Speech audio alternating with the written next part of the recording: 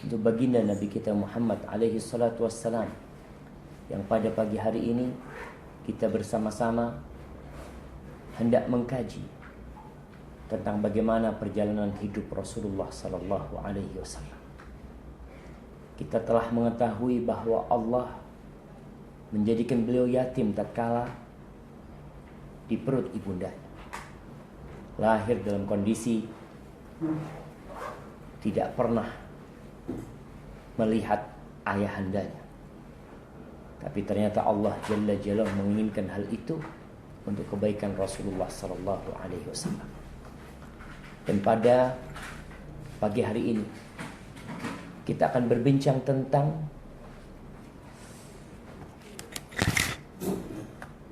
bagaimana Rasulullah sallallahu alaihi wasallam tumbuh besar, disusui tidak oleh ibundanya. Ahibati fillah, kalau kita lihat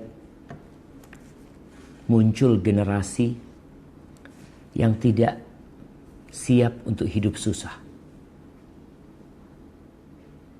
Mereka hanya siap untuk hidup nikmat dikarenakan orang tuanya. Maka kita lihat bagaimana Rasulullah sallallahu alaihi wasallam setelah beliau lahir. Disebutkan di, insyaallah ibu-ibu udah pada baca tuh, di halaman 57, bahwa setelah dilahirkannya Nabi alaihi salatu wassalam, ibundanya menyusui Nabi hanya 3 hari atau 7 hari. Dan yang menjadi pengasuh Nabi SAW adalah Ummu Aiman Barakah al-Habasyiyah. Baik, silahkan dibaca.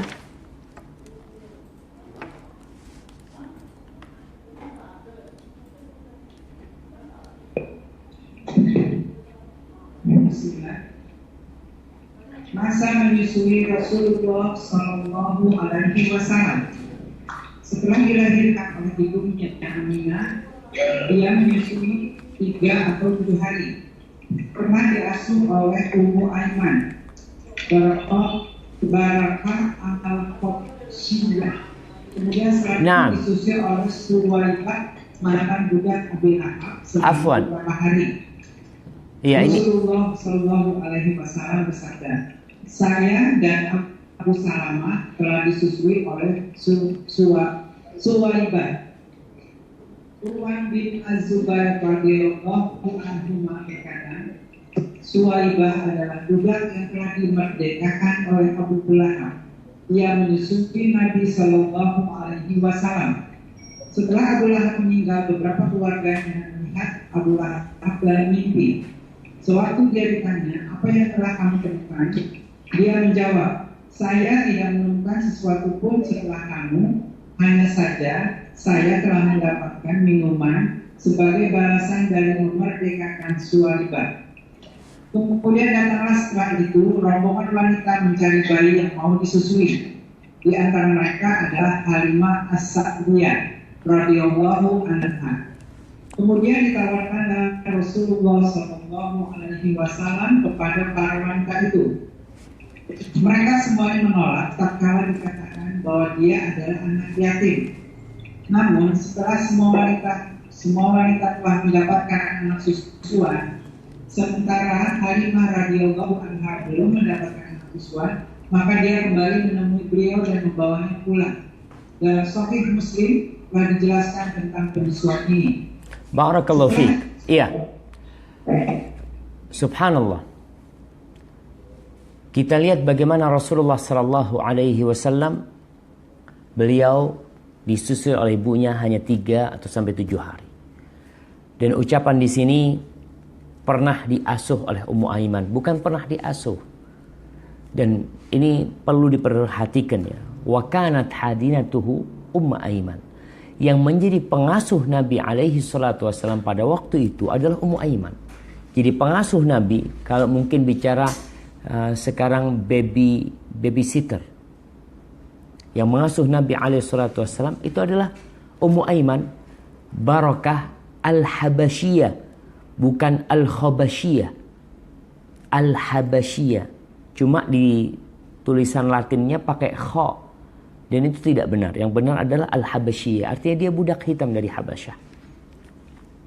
Kemudian setelah itu disusui oleh Thuwaibah. Thuwaibah ini mantan budaknya Abu Lahab selama beberapa hari. Di sini kita tahu dalam Islam hukum saudara susu. Wa akhwatukum minar radha'ah.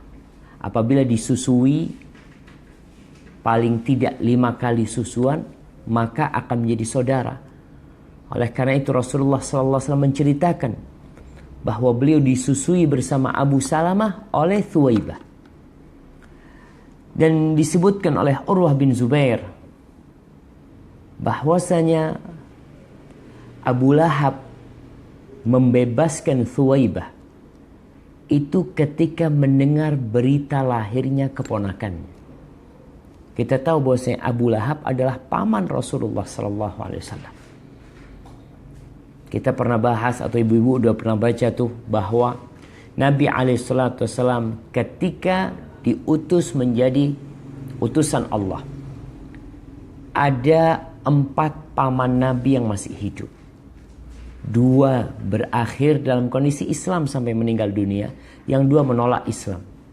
Yang menolak Islam adalah Abu Lahab dan Abu Talib. Yang menerima Islam adalah paman Nabi Al-Abbas bin Abdul Muttalib dan Hamzah bin Abdul Muttalib. Dalam riwayat ini disebutkan bahwasanya Abu Lahab pernah bermimpi, bukan Abu Lahab, ketika Abu Lahab meninggal dunia, ada salah satu kerabat yang bermimpi. Bermimpi apa? Bermimpi melihat Abu Lahab. Ditanya Abu Lahab, apa yang kau dapatkan? Kata dia, yang aku dapatkan segala keburukan kecuali aku ini dikasih minum. Dikasih minum itu karena aku membebaskan Thuwaibah, membebaskan tuh budak karena kebahagiaan dan kegembiraannya dengan Rasulullah SAW. Artinya Allah, kalau kisah ini benar, nanti akan dilihat. Kalau kisah ini benar, ya sudah, itu balasan dia selesai setelah itu. Tidak ada lagi. Artinya Allah Jalla Jalaluh itu akan memberikan balasan kepada semua orang atas kebaikan dia di dunia. Selesai. Setelah itu di akhirat tidak akan mendapatkan apa-apa. Karena mereka tidak melakukan itu lillahi ta'ala. Kemudian datanglah rombongan Halimah As-Sa'diyah. Ini cerita-cerita lama. Insya Allah kita semua pernah mengetahui cerita ini ketika SD. Bahkan di kampung-kampung kita banyak orang-orang yang namanya Halimah As-Sa'diyah. Padahal As-Sa'diyah itu nisbat kepada kaumnya.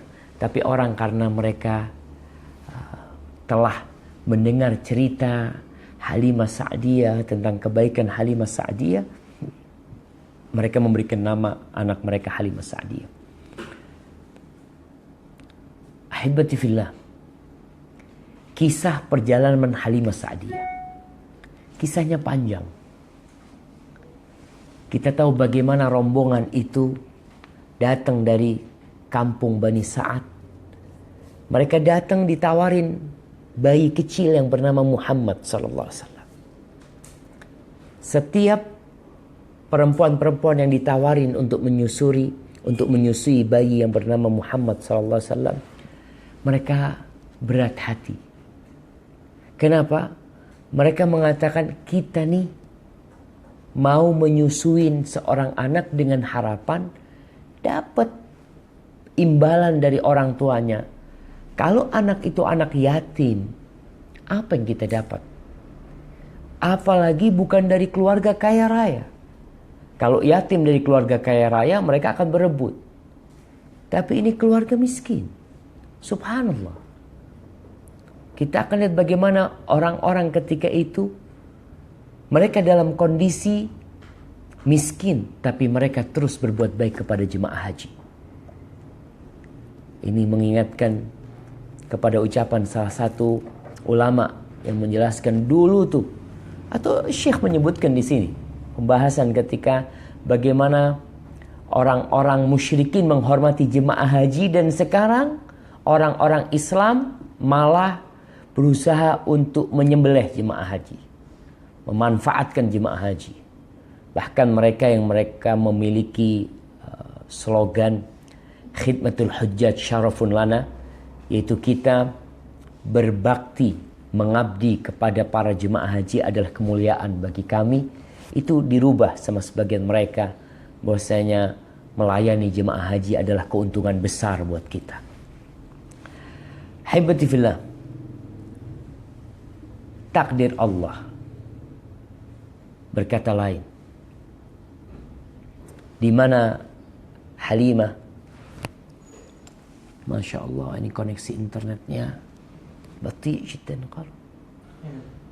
khalas. Di mana ketika semua teman-teman Halimah pulang membawa baby yang akan disusui, yang baby itu akan mendatangkan uang buat mereka, Halimah ya udahlah, karena terpaksa. Masa pulang ke kampung tidak membawa bayi pun, maka dia bawa tuh baby Muhammad sallallahu alaihi wasallam. Ketika berangkat, Halimah mengendarai keledai yang pelan, dan ada onta perempuan yang juga sudah tua renta, yang jalannya begitu lambat. Tapi subhanallah, ketika bayi Muhammad SAW ditaruh di pangkuan Halimah dan disusui oleh Halimah, itu yang namanya onta bisa bergerak dengan cepat. Rombongannya Halimah kebingungan. Halimah, kata dia, bukankah itu ontamu yang kau pakai ketika berangkat? Kata dia. Kata iya, kata dia. Ada apa nih? Mulai ada omongan orang-orang tentang sesuatu yang menakjubkan dari bayi yang dibawa oleh Halimah As-Sa'diyah radhiyallahu taala anha. Taib. Syekh menyebutkan di sini bahwa kisah disusuinya Rasulullah sallallahu alaihi wasallam di kampung Halimah Sa'diyah ma'ruf, kita semua pada tahu. Dan itu ditetapkan walaupun cerita detailnya tidak disebutkan dalam hadis yang sahih. Tapi Imam Muslim menceritakan kalau Nabi pernah disusuin di sana. Berapa tahun disusuin? Ingat, nyusuin itu 24 bulan Qamariyah Hijriyah. Makanya kalau di kedokteran sekarang mereka mengatakan 23 bulan atau 24 bulan. Karena apa? Karena yang disebutkan dalam Al-Quranul Karim, wa fisaluhu fi amain, dan itu bayi disapih oleh orang tuanya dalam kurun waktu 2 tahun. 2 tahun itu hitungan Hijriyah, hitungan Qamariyah. Setelah 2 tahun dibawa sama Halimah. Ini bayi yang bernama Muhammad sallallahu alaihi wasallam. Tapi Halimah tidak ingin tuh bayi tinggal di Mekah. Halimah berusaha menakut-nakutin, ya bukan menakut-nakutin ya. Dia berkata kepada ibunda Nabi SAW, udahlah kau bawa dia, kau tinggalkan dia bersama kami tetap, kata dia. Kenapa? Karena takut nanti di kota Mekah ya ada wabah, ada penyakit, dia tumbuh besar tidak sehat nantinya. Biar dia bersama kami. Akhirnya dibawa lagi. Dan nanti ada kejadian dibelah dadanya Rasul SAW. Kemudian Halimah ketakutan dan membawa Nabi Muhammad SAW ke kota Mekah untuk dibalikan kepada ibundanya. Taib. Syekh tidak bercerita panjang lebar. Tapi Syekh hendak berbicara tentang hikmah. Karena kajian kita bukan hanya tentang perjalanan hidup Nabi alaihi salatu wassalam, tapi tentang pelajaran-pelajaran penting.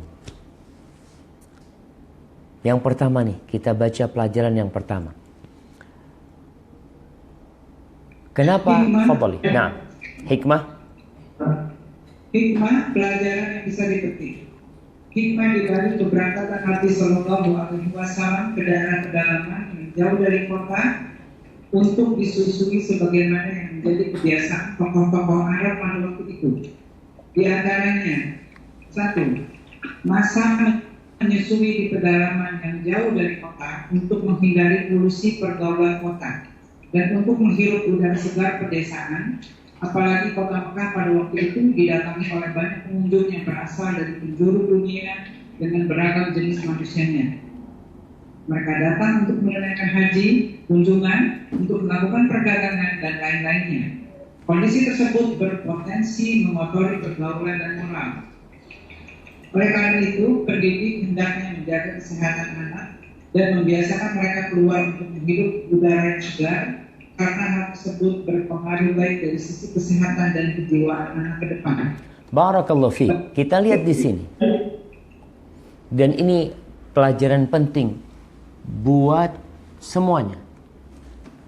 Artinya buat para orang tua, buat para guru, bagaimanakah mereka mendidik anak-anaknya. Rasulullah Shallallahu Alaihi Wasallam dibawa ke pedalaman, ke kampung.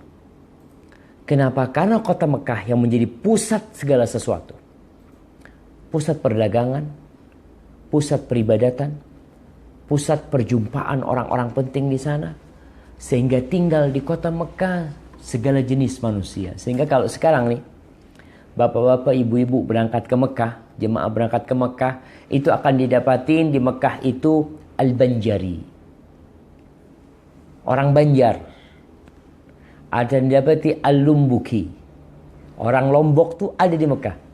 Akan didapatin Al-Falembani. Orang Palembang. Ada Al-Minangkabawi. Orang dari segala tempat.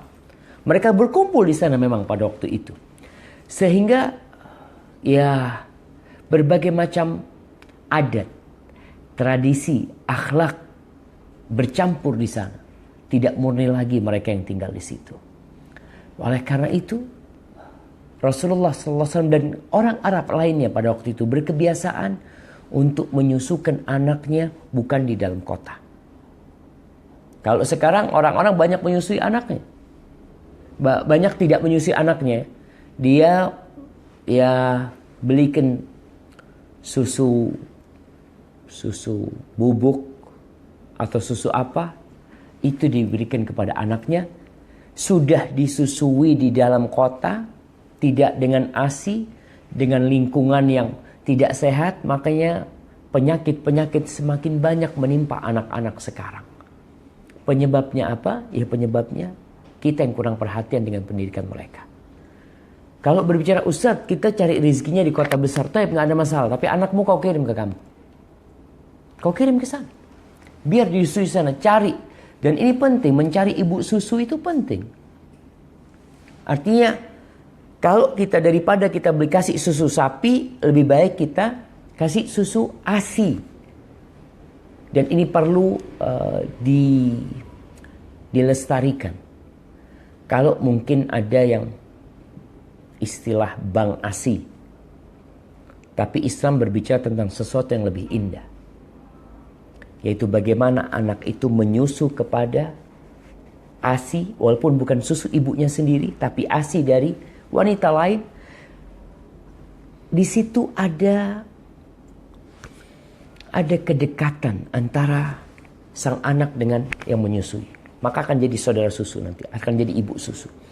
Yang kedua, di Amerika disebutkan. Mereka menyebutkan satu penelitian. Itu anak-anak yang berada di inkubator. Yang satu, di satu ruangan dikasih suara detak jantung. Yang satu lagi ditaruh di ruangan yang tidak ada detak jantung, suara detak jantung. Ternyata yang dikasih suara detak jantung itu mereka lebih tenang, lebih nyaman dan nyenyak tidur mereka. Dan itu penyebab ketika anak diletakkan di dada ibunya, anak itu mendengarkan detak jantung. Detak jantung ibunya. Sehingga itu menyebabkan dia nyaman tidurnya.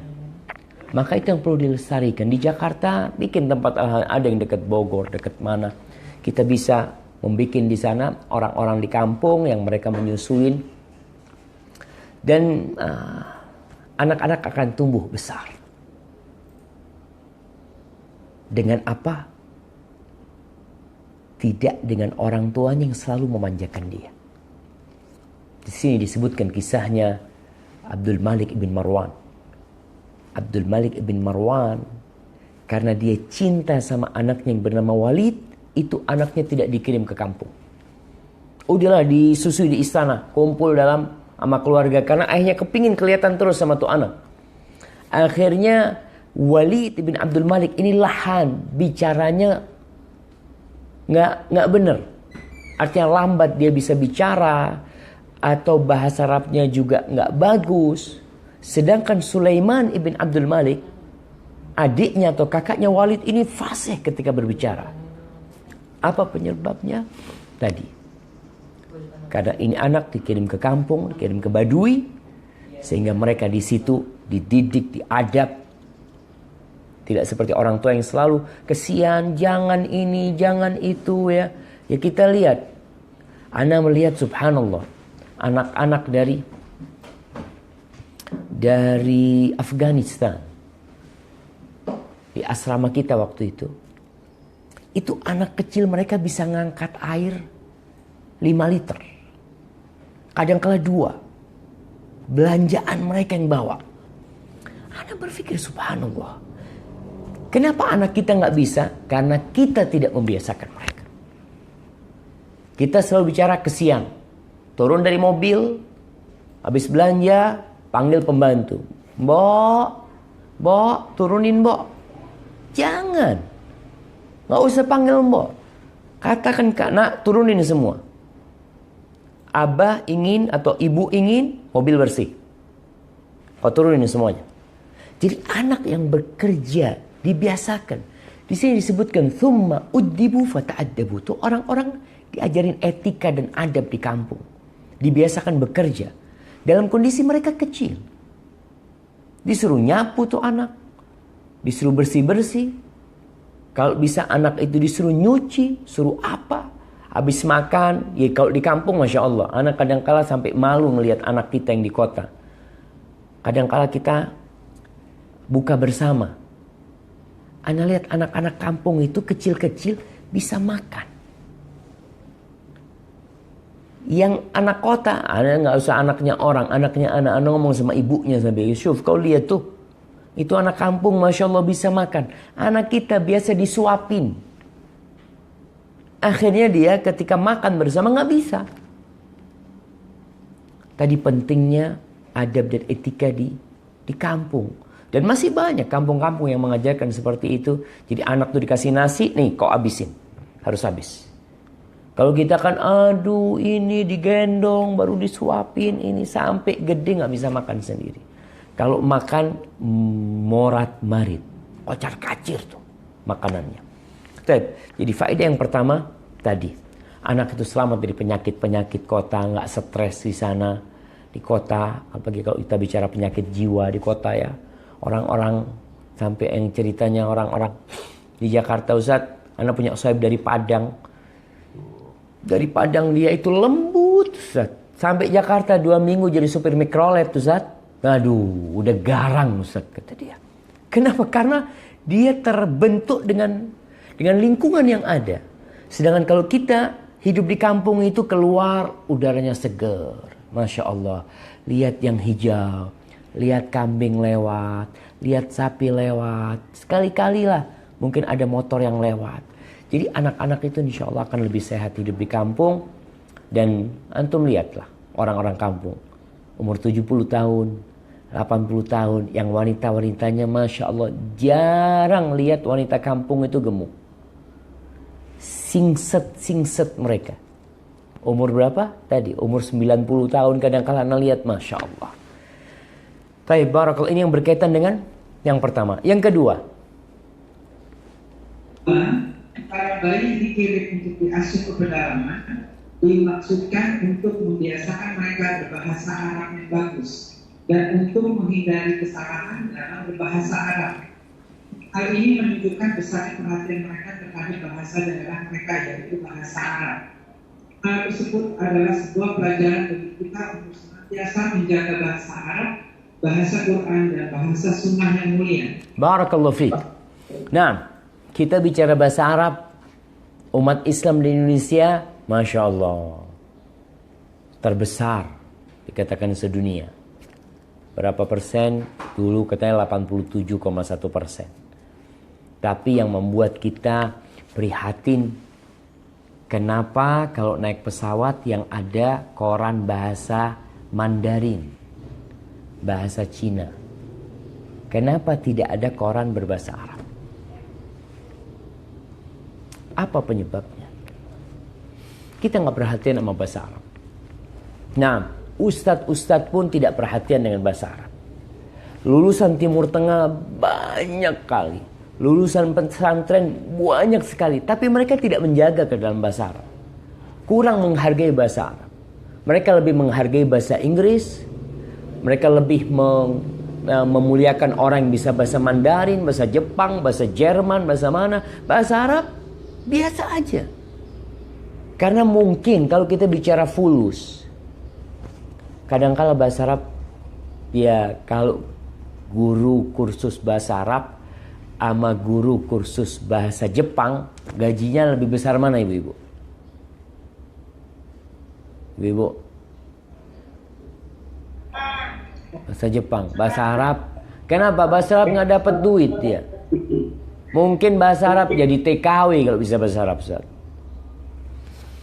Haibati fillah. Kita akan lihat bagaimana perhatian orang-orang dulu dengan bahasa Arab.